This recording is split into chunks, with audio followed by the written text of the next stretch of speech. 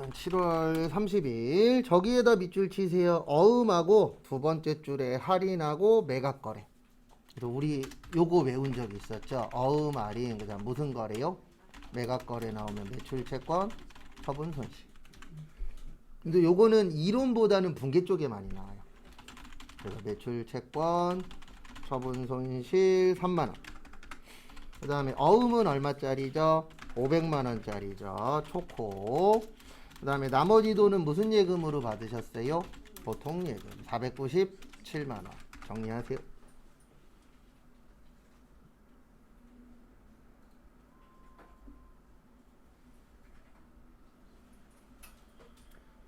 그 다음에 우리 몇 월 며칠 가서 등록하세요. 일반전표 7월 30일 가셔서 등록하시면 됩니다.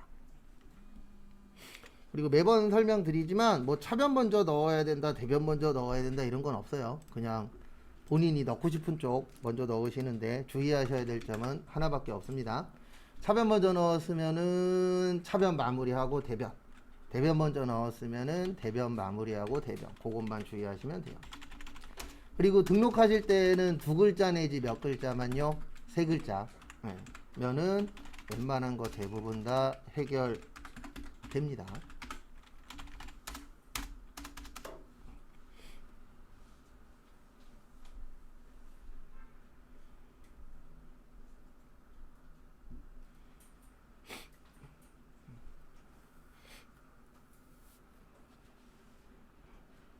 그리고 해보시면 아시겠지만 프로그램 잘 만들었어요. 그리고 대부분 다른 프로그램을 쓰셔도 기본 베이스는 다 차대변입니다. 큰 차이는 없어요. 근데 이제 어떤 차이가 있냐면 우리를 많이 도와주냐 프로그램이 아니면 안 도와주냐 그 차이밖에 없습니다. 근데 그게 다 돈 차이예요. 그래서 저도 5만원짜리도 써보고 몇백만원짜리도 써봤는데 확실히 싸면 쌀수록 내 머릿속에 지식이 많아야 되더라고요. 안 도와줘요 얘가 나를. 우리 메인 매출 전표 넣을 때 부가세 자동으로 뜨죠. 싼 거는 부가세도 내가 다 넣어야 돼. 이게 다 돈하고 다 관련이 있습니다. 그래서 싼 게 비지떡은 아니지만 싸면 쌀수록 불편한 경우들이 많긴 하더라고요. 프로그램 같은 경우에는 특히. 그 다음에 2번은 저기 마지막에다 밑줄 치세요. 세금과 공과. 제가 그때 풀 때 그랬었죠. 요즘 프로그램은 힌트를 많이 주신다고. 그래서 요거는 힌트가 나와요. 옛날에는 외웠어야 되는데 지금은 안 외우셔도 지장이 없습니다. 이렇게 하시면 됩니다.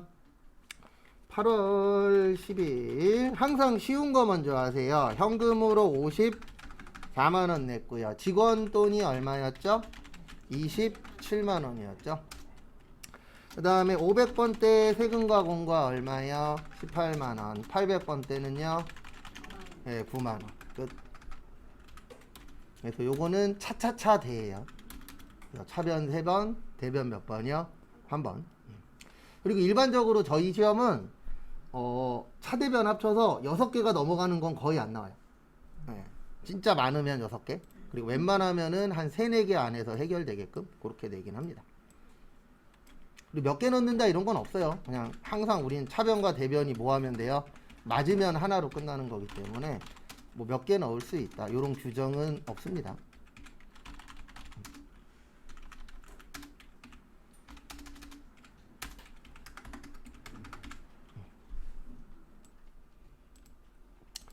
그 다음에 9월 26일은 저기에다 밑줄 치세요. 원천징수. 그리고 입력할 때는 여기 잠깐만 보세요. 이거 적으실 때 고민은 분계 적을 때까지만 하는 거예요. 입력할 때는 그냥 이걸 그대로 타이핑만 한다라고 생각을 하셔야지 입력하면서도 고민하면 속도 안 나요. 그러니까 제가 지금은 그 행동을 많이 안 하는데 예전엔 뒤에서 많이 봤거든요. 그러면 입력하다 멈추는 분들 계세요. 그분들의 특징이 뭐냐면 본인이 써놓고선 본인의 답을 못 믿는 거죠. 그러니까 입력하다 멈추고 이러면 시간 모자라요. 그러니까 고민은 적을 때까지만 하는 거고 적었으면 그냥 타이핑해서 옮긴다라고만 생각을 하세요. 네. 안 그러면은 시간이 되게 애매모시기하게 걸려버릴 수 있어요. 네, 9월 26일은 이거 많이 적어 드릴 거예요. 원천징수. 우리 원천징수 몇 가지 있죠? 두 가지 있어요. 줄 때는 예수금. 참고로 얘는 부채예요.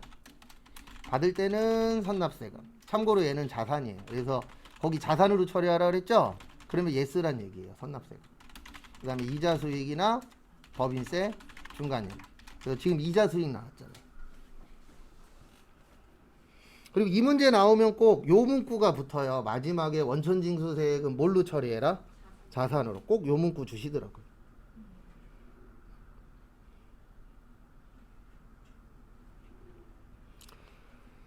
그래서 결론은 이렇게 됩니다. 어떻게 되냐면 정기예금이 5천 있었고요. 그 다음에 이자 얼마 받았어요? 네, 이자 50 받았습니다. 그리고 통장으로 얼마 들어왔죠? 5천 42만 3천 원 들어왔어요. 그래서 7만 7천 원이 뭐예요? 네, 선납세금이에요. 끝. 정리하시고 등록하십시오. 그죠? 9월 왜 안 나와? 9월 26일 날 차변의 선납세금 77,000원, 차변의 보통예금, 그 다음에 대변의 정기예금, 그 다음에 대변의 이자 수익.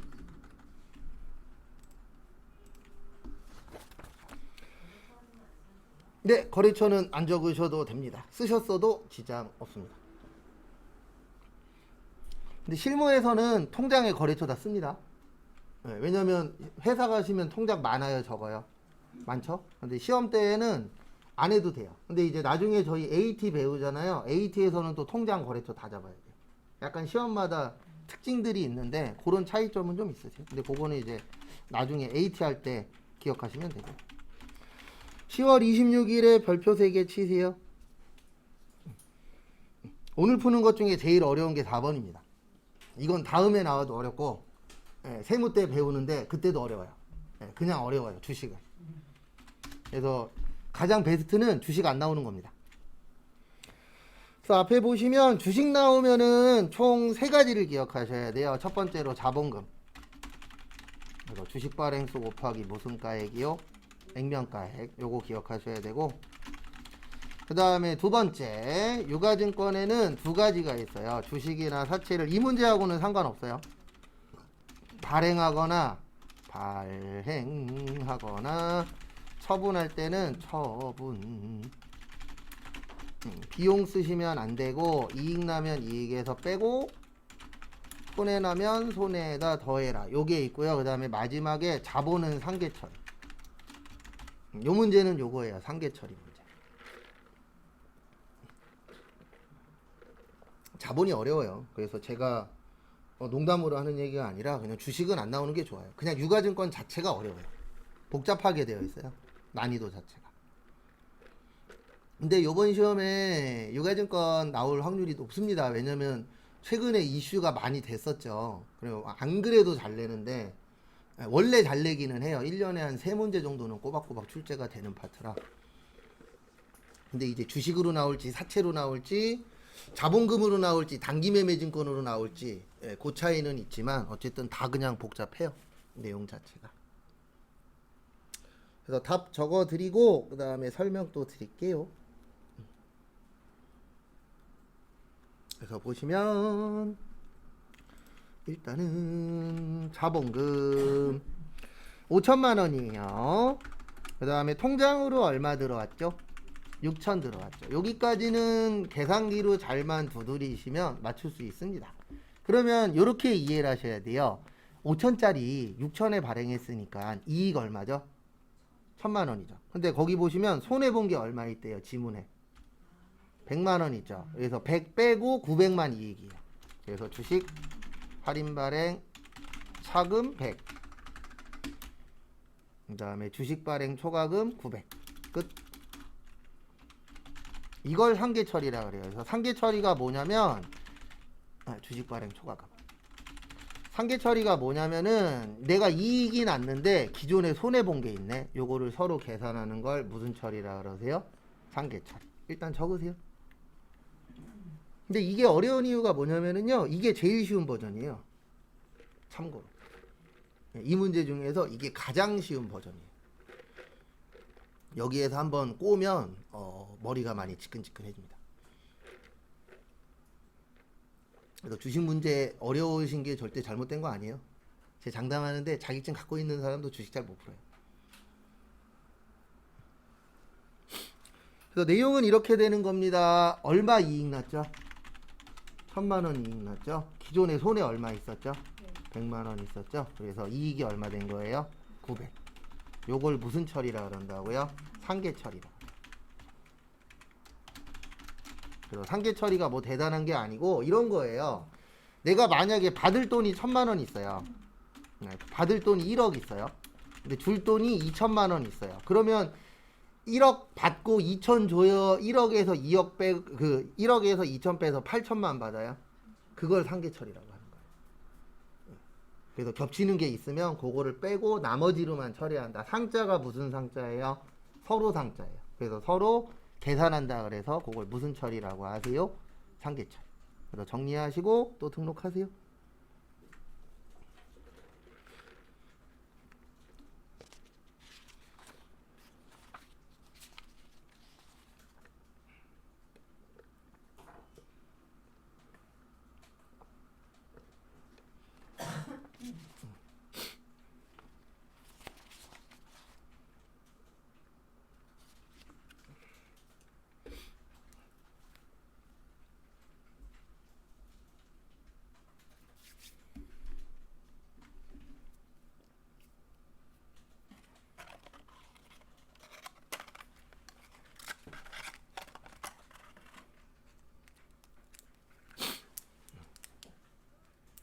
그래도 목이 많이 돌아왔네요.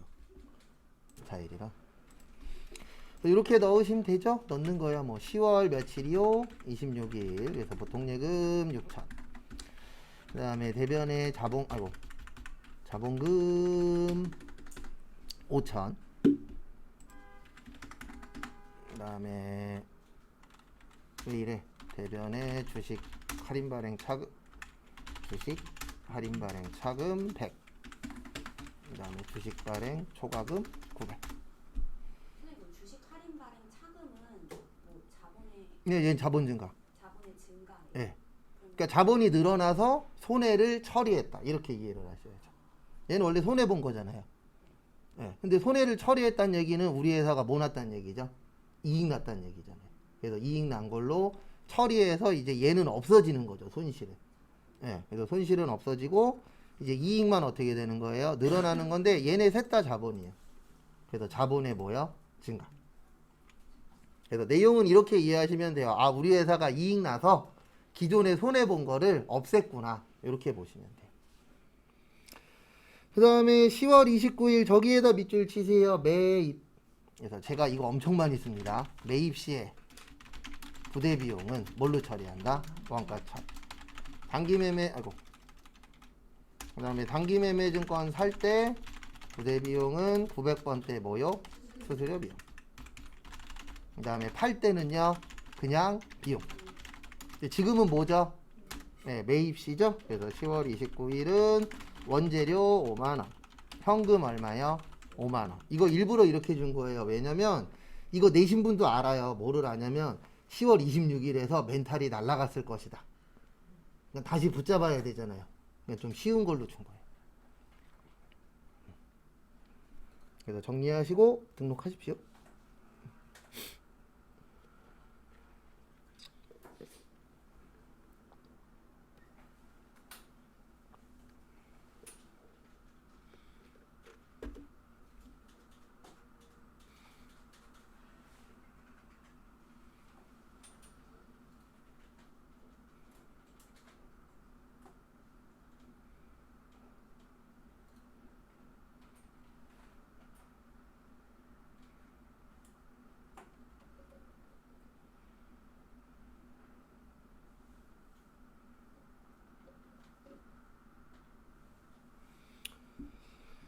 그 다음에 6번은 저기에다가 밑줄 좀 쳐주세요. 저기 첫 번째 줄 가운데에 증축. 그 다음에 두 번째 줄에 자본적 지출. 요거는 저번 주에 한번 적었었는데 그냥 한 번 더 적어 드릴게요. 자본적 지출에는 증축, 내용연수 증가, 엘리베이터 설치, 냉난방장치 설치, 용도 변경인데 자본적 지출은 그냥 돈 버는 거예요. 그래서 무슨 처리해라? 자산 처리. 그 다음에 수익적 지출은 원상 회복, 능률 유지, 페인트 칠, 그 다음에 유리창 교체. 얘네는 뭐냐면 이런 행위를 해도 안 올라요, 가격이. 그래서 무슨 처리해라? 비용 처리. 왜냐면 대부분 비용들은 한 번 돈 쓰면 끝나는 게 대부분 비용이고, 자산은 이게 누적이 되는 거죠. 내가 갖고 있으면 갖고 있을수록 뭐 가치가 오를 수도 있고 떨어질 수도 있겠지만, 이게 이제 처리되는데 시간이 필요한 것들이 대부분 자산이고, 비용은 내가 돈 쓰면 대부분 뭐 하는 거예요? 끝나는 것들 바로바로. 그래서 비용 처리할 때는 수선비나 차량 유지비인데, 자동차 아니면 무조건 수선비예요. 자동차만 차량 유지비고. 근데 지금은 무슨적 지출이죠? 자본적 지출이죠. 그래서 답은 건물이에요. 이거 인건비 관련돼서 처리하면은 여기에서 원하시는 대로 처리를 한 거예요. 왜냐면 인건비라는 건 비용 처리거든요. 그래서 거기 자본적 지출에 써놨잖아요. 그래서 건물이고, 보통 예금 얼마요? 1,500. 그래서 자본적 지출이라고 나오면 그 내가 처리한 거에다가 합쳐서 처리하라는 얘기예요. 그래서 지금 건물 했으니까 뭘로 처리하셔야 돼요? 건물로. 이런 건 적응해 가시면 돼요. 그리고 이거는 시험 볼 때쯤 되면 거의 다 맞춰요. 왜냐면 자본적 지출, 수익적 지출은 많이 나와요, 앞으로도. 그럼 만약에 수익적 지출로 하게 되면은 그러면 이거는 이제 수선비. 그렇죠. 인건이라는 건 여기에선 인건비로 처리하시면 안 돼요. 자본적 지출이냐 수익적 지출이냐에 맞춰서. 왜냐면 수선하는데도 인건비가 포함은 되잖아요. 우리가 고치는 데 들어가는 돈 안에 인건비 들어가 있어요? 안 들어가 있어요? 들어가 있죠.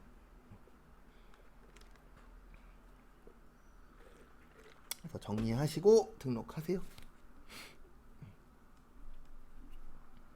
그래서 좋은 문제는 아닙니다. 이렇게 나오면 저도 헷갈리긴 해요.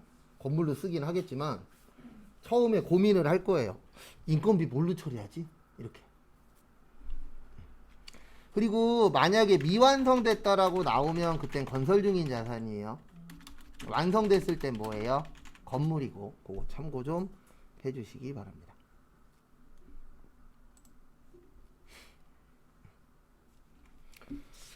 그 다음에 정리 못하신 분들은 정리하시고요. 다 하신 분은 문제 3번 메인 매출 전표 11시 20분까지 붕괴 또 해보세요.